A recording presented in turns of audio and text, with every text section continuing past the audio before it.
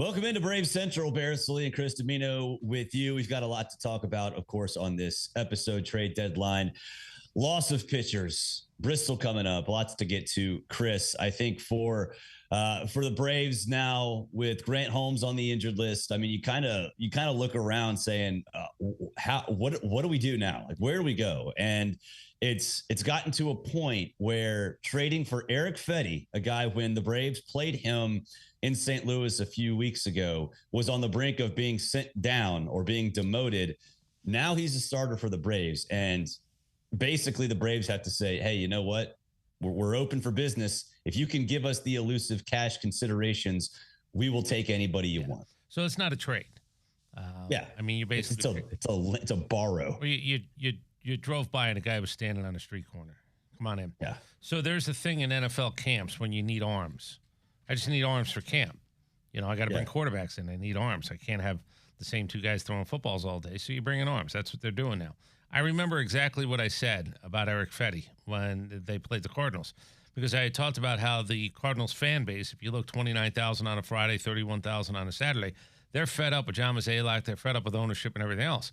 And I remember saying this. I said, if Erick Fedde throws a pitch for the St. Louis Cardinals after the trade deadline, they'll burn the house down. Well, they made sure the house didn't get burned down in this case by just saying you can have Erick Fedde. He couldn't pitch for the Cardinals. The Cardinals are a contender. And I knew, how many weeks ago did they play them? I said, he can't pitch for this team anymore. Like, it is the thing that is keeping asses out of seats in St. Louis is watching Erick Fedde for a team that was 2.5, 1.5 games out of the wild card make a start. They fixed that. They just put him on a street corner. You know, they didn't lock him out necessarily, but they escorted him out of the building, and the Atlanta Braves drove by and picked him up. It's like a couch. How about that? Maybe this probably is a little bit mean. Erick Fedde's he's a couch on the curb, and you just drove by and you go, oh, yeah, we could use a couch, and you picked him up. So I don't know who's going to take that and run with it and tell me, oh, you're an asshole, or how you say something like that, but that's what he is, because that's unfortunately where you are because you don't have starters. I just also want to bring up, I asked you, and I'm not sure if the Elias people or anybody, you know, one of our producers or any of these interns around here are going to look. Somebody actually, when I put up I'm not sure that a team has ever lost all 5 of its starters to the IL all at the same time. That's not over the course of a season. It's all at the same time. So somebody, because I had mentioned the Dodgers would be the best candidate because they got guys falling down all the time. Yamamoto's made every start this year. He was in their opening day rotation. Really? So even the Dodgers this year of 2025 have not done what the Braves have just done. So I just took the most likely candidate to say, oh, no, this isn't the first time this has ever happened.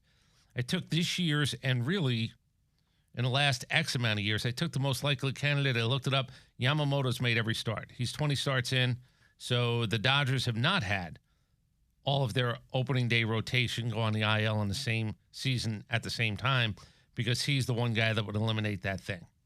So, and it's not just the regular IL. Now all of them are on the 60. Oh, yeah, which is even, which is even if you want unbelievable. If you want to add a layer to the idea that all 5 guys are gone, they all have 60 days next to their name, and I know what that means. It means Grant Holmes ain't pitching again this year. So, and then we'll figure out the rest of it, who goes and who doesn't. But yeah, it's unbelievable. Brian Snicker said when asked, "Oh, you guys are going to probably have to find an arm." He said 2. Well, Erick Fedde's an arm. I guess we're still looking for one more. And I guess, you know, you don't get to drive around the nicest neighborhood looking for their couch. You got to go to any neighborhood and just go, all right, there's the couch. Let's pick it up. Put it in the truck. That's pretty much where they are right now. I mean, you mentioned training camp in the NFL. It's exactly right. Who can throw passes? Mm-hmm. Who can throw strikes? Yeah. Can anybody throw strikes? You're on the team for now. We'll take you. We hand you the uniform. It's a little bit different. The only difference in the analogy is you don't know who some of them are because they're not really seen in the public. They're just throwing footballs in the background. These guys are going to start major league games, which makes this worse. But it's the analogy of, where are you going to find arms now? Why do you need arms? Because you need arms. I need 5 guys to start. And you and I talked about it yesterday. Don't try to rank the rotation. That's another one of my things. Do not try to tell me who a 1, 2, 3, 4, 5 is. There is no such thing. The analogy there is the NBA. It's positionless basketball. We don't have a rotation the way that you think of a rotation at any point during the year. What's your 5 and put them in order? Order right here is who's no 5. Yeah, who's available, Who gets the bullpen start? Who's an opener? I mean, this is as piecemeal as anything I've ever seen. Yeah, it is. And plus, if you do rank him, that means Bryce Elder would have to be your 2, and that's just depressing. But for now, moving forward, you do have to sort of piece this whole thing together. And obviously, the trade deadline is coming quick. We don't even know what Marcell, Ozuna, and Raisel Iglesias are even worth. I think at this point, especially after what Iglesias did or perhaps didn't do in Texas, there might not be anything to sell off if you're the Braves. So now you have to kind of go to war with what you got. And in Kansas City, this is a team that's been pretty darn solid. You're seeing Rich Hill today. He's obviously been around forever. I think he's actually the last player in Major League Baseball who's older than me, which makes me feel very, very old. But, you can if you keep Marcell, Michael Harris, that progression going. If you see what you have with Ozzie, do you pick up that $7 million option? Can you get Austin right? There are still things about this team that are interesting. The playoffs are not going to happen. I mean, there's just zero chance of that happening now, but you can set yourself up for more. You can see what you've got, because I think going into this last offseason, I think the Braves were kind of cool with, okay, like we'll stand pat. We got the guys, we got the core, we know what we're going to do, and we're going to go to war with these guys. Now everything's on the table. So for the next 2 months, I'm not saying everybody's at an audition, but all of these players are in a spot now where they have to sort of be looking ahead to say, okay, what are we going to be showing the team for November, for December, so we don't have to look behind our backs by some of the moves that get made in the offseason to prevent something like this from happening again. You're going to need depth. Depth is going to have to become a bigger thing than maybe it's been, because you had guys who played a lot of games and you expected them to. Guys are going to slide, even if Michael Harris, and I'm not talking about keeping this up. If Michael Harris proves that going into the offseason, I'll see you in February, and everybody feels comfortable with that, great. But there are going to be dips next year as well. It's not like the trajectory is going to be planted at an altitude that is up here. And by the way, over the next 2 months, he's not going to look like the guys look like in the last week and a half, because that's unsustainable. Best players in baseball don't do it for 2 months at a time. Maybe the very best, but the very, very best. So Ozzie's got an opportunity. It makes sense to sign him, even if you're going to trade him. He's on a 2-month. Let's just see if I feel a little bit better about things. Drake Baldwin's the guy that I care about the most. He gets to catch more pitchers, gets to understand more about the game. He gets more at-bats against every type of pitcher, lefty, righty, hard thrower, junk guy.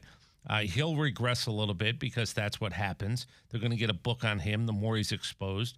But it's okay. If he's your catcher of the future, or if he's whatever it is in your future, if it is him and Sean Murphy, I want the next 2 months to be about him doing more. I'd like him to not have, is there anything Drake Baldwin didn't see because you had to sit him some games? With the Marcell Ozuna thing done, that's out of the bag. Like, there's nobody else coming in as a DH. You're not bringing in anybody unless it's a longer-term thing, as in the next couple of years. Marcell Ozuna and Raisel Iglesias, and I'm going to finish up with this. I don't know a ton about Kansas City. I know watching Bobby Witt Jr. is fun. Salvador Perez has probably been one of the most overlooked major leaguers in a while. Mm-hmm. They're in it. And they're trying to do it the old-fashioned way by not really paying a lot of money to 4 guys and then trying to fill in the blanks, because they don't really have that. So they're an interesting baseball team to watch. And at a certain point, you're going to watch over the next few days and you're going to go, damn, we have bigger names. We have more all-stars. We have a lot of other things going on, including a bigger payroll. They play better baseball than us. And unfortunately, you could say that about just about everybody in baseball. But when you watch a team who they're playing, you go, oh, that's how you could do it. I don't want to say on the cheap, but on the cheaper. The other thing that matters to me is going forward, this idea that Marcell Ozuna is going to be traded, that's if somebody wants him. Raisel Iglesias isn't being traded as a closer. He's being traded as a bullpen piece. Who wants him? We had a team in Texas that could have used both of these guys. I don't think either one of them made an impression. Chris Young's a really smart guy. They need a DH. Jock Peterson's not going to be the answer. They need 2 bullpen guys. They need a guy who can go long, but they need an innings guy. And I brought it up because you have 2 rookies in Leiter and Rocker who you don't want to press past 5 innings some days, because it's just not a good matchup for the third time through. Get me an arm to bridge to my better arms. Iglesias is a 6th or 7th inning guy, could do that. He's going to be, here's what I think. like in a world where everybody needs help, and there are a lot of teams in it, he's this short of being Fetty, couch, take him. I'm serious. Like, I'm not even kidding. This idea that they're both going to be gone, well, I'm not paying Raisel and Iglesias for the rest of the year. You are. I'm not paying Marcell Ozuna for the rest of the year. You are. That's where we're at. I find this really funny when people go, oh, well, they'll both be gone. Who's the buyer? And by the way, the buyer is, oh, you're giving it away? You put it on the curb? That's what both of these guys are. It's sad to say, but that's what they are. It's not supposed to be that way for either, but it has become that way for both. So please stop telling me that you know that these guys are going to be gone by the trade deadline. They're going to be gone on the condition of the buyer, wink, wink, the person who picks them up and puts them in the truck says, yeah, we'll do that. Yeah, there's no doubt. I think for Iglesias, I think there's at least a chance for the agent, if we're going down the real estate route, the agent to say, yeah, you see all that wood rot. Yeah, you see all that's the plumbing all messed up. You can fix it. You can fix it. But I have 2 months, and if I'm a contender, here's what I can't do. I can't, pardon me, I can't fuck around for 3 weeks trying to figure out how to fix Raisel Iglesias. Now, if he costs me no money and I put him over here and I don't give him anything but mop-up stuff, great. And my pitching coach can work with him and my catcher can fix him. But that doesn't mean I pay money and go, wait, I got a really important game on Wednesday after the trade deadline. I need Iglesias for the 7th or 8th inning. That's not a real thing. I can't fix him while I'm contending. I can fix him if I put him over here and I give him mop-up innings to just try to get his confidence back, whatever it might be. But there's nobody, in my opinion, who's a true contender who says Raisel Iglesias is the guy that I need because that's the guy to bridge me in a tough inning. He has done it. You think you can pull it out of him, that's fine. But I'm telling you this, if I have no money in Raisel Iglesias, and I won't, he has 2 blank ups. My emotional thing is, thank you, see ya. Yeah. Like, I think there's a chance he could be traded, i.e. picked up by somebody, and he could be DFA'd. Like, a contender might take him, and he could be DFA'd. That's where we're at. So stop saying about what the Braves are going to do at the trade deadline. It's what somebody says, yeah, we'll take them. But by the way, I'm not paying for them. Yeah, it's hard to make that sales pitch right now.